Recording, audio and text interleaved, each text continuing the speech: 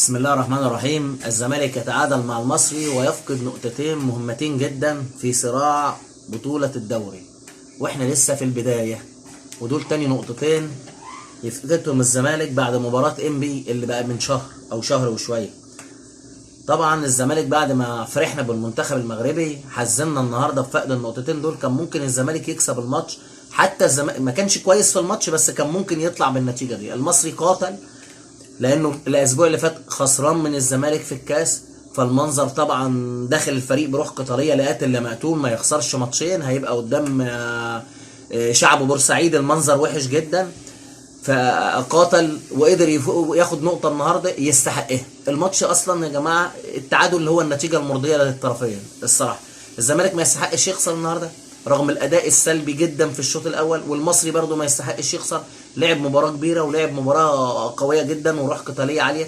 بس انا بدوم على لعيبه الزمالك النهارده، يعني خط الدفاع يعني يجي فيه جونين بالمنظر اللي شفناهم ده في زاويه الجون، زائد ان مفيش هجوم، يعني مفيش هجوم خالص. اللعيبه مصابه، الجزيري وسامسون مصابين. يعني مجلس اداره ما كان ساب مروان، كان ساب عمر السعيد، يعني مشى مروان حمدي وداه المصري بيع نهائي، ومشى عمر السعيد لفيوتشر، ومفيش مهاجمين خالص. مش عارف، اول مره اشوف فريق بالمنظر ده، بطل دوري سنتين وما عندوش مهاجمين. مهاجم في كاس العالم احتياطي والمهاجم التاني مصاب. المفروض يبقى عندك المنافسين بتوعك عندهم 4 و5 مهاجمين و6 مهاجمين، زائد الاصابات بقوا 13 لعيب بعمرو السيسي النهارده. 13 لعيب مصاب، ما بتحصلش لاي فريق، مستشفى.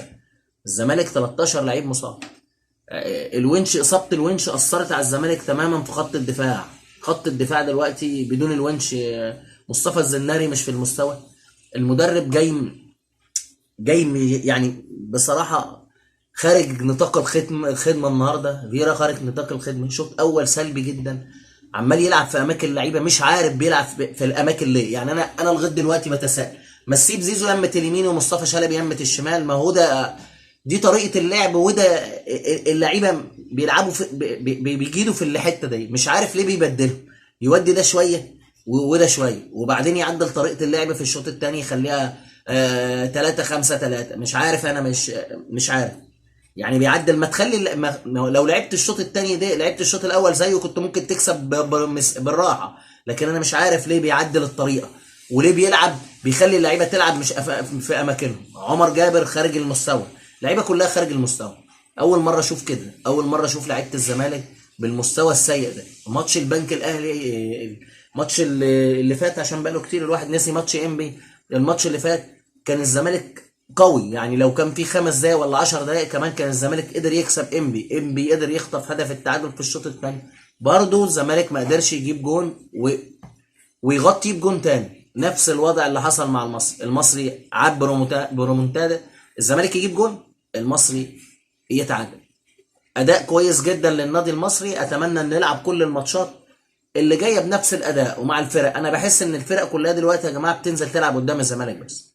يعني الفرق بتلعب قدام الزمالك، بيجي ماتش الاهلي بتحس ان الفرق ما بتلعبش كوره. بكره طلائع الجيش هيلاعب الاهلي، هتشوف برضو نفس الوضع. فريق طلائع الجيش نازل خايف، كانه عايز يخسر، فريق مستسلم. مش عارفين دي ظاهره ولا. الفرق كلها بتموت نفسها قدام الزمالك. شوف سيراميكا كيلوباترا قدام الزمالك كان عامل ازاي. نشوف مثلا الماتش بتاع الانبي اللي الفرق كلها بتكسبه قدام الزمالك عامل ازاي. نشوف المصري 5 نقطة ياخدها مننا.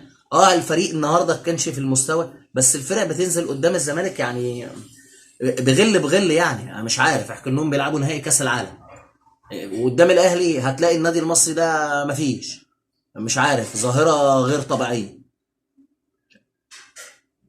بس احنا الغلطانين، يعني احنا بندي الفرق ديت انها تاخد علينا في قلب الملعب. ما بتنزلش ضغط عليهم من اول الماتش، ما بتنزلش تعمل ضغط عالي، لا بتنزل كده بتخلي الفريق اللي ما بيلعبش ونازل خايف منك بتركبه الجيم. النادي المصري مسيطر على الشوط الاولاني كله، يعني الزمالك ده هو اللي دخل في الجيم رغم ان احنا اتقدمنا مرتين عليهم، الا ان النادي المصري هو المسيطر. اتمنى ان الماتشات الجايه لنادي الزمالك ما بقاش فيه بقى حكايه ان انا نفقد نقط عشان احنا هنلاعب البنك الاهلي الماتش الجاي مثلا. هتلاقي البنك الاهلي لسه حلمي طولان ماسك، وده ما بيحققش نتائج في الدوري كله الا مع الزمالك. حلمي طولان ما بيحققش نتائج الا مع الزمالك. هتلاقي الماتش ولا نهائي كاس العالم، هيموت نفسه قدام الزمالك الماتش الجاي. اتمنى ان اللعيبه ترجع لها الروح القتاليه بتاع السنه اللي فاتت، المدرب يبقى فيه تركيز شويه، مش كل شويه نغير اماكن اللعيبه ونجيب لعيبه من هنا نحطها هنا، مش هينفع مش هينفع. بنستغرق 45 دقيقه في الهبل، نلاقي اللعيبه كلها كل واحد مش في مكانه بنستغرقهم في الهبل، على ما نيجي نلم نفسنا الشوط الثاني زي ما بتشوفوا كده ما بنلحقش نلم نفسنا. انا بقول لهم هارد لك النهارده، الدوري لسه طويل، بس مش هنقعد نفقد كل ماتش نقطتين. كل ماتش هنفقد نقطتين خلاص، هنلاقي الفرق ما بيننا وما بين المنافس يجي 10 نقط، خلاص هيجي لنا احباط. مش خلاص الجمهور كمان ما بقاش مستحمل، الجمهور بيروح وراك وبيقطع التذاكر. ماتش كاس العالم والتذاكر بتتباع، يعني كله متابع دلوقتي كاس العالم والتذاكر بتاعتكم بتخلص، يعني الجمهور مش مقصر، الجمهور مش مقصر. بس مش عايزين يجي لنا جلطه بقى، احنا بنتفرج بنستمتع بالمنتخب المغربي ومنتخبات العالم وبنطلع فرحانين تعكننوا علينا. في النهايه تنساش تعمل لايك وشير وتشترك في القناه. اشوفكم في الماتشات الجايه ونكون كسبانين ان شاء الله. السلام عليكم ورحمه الله وبركاته.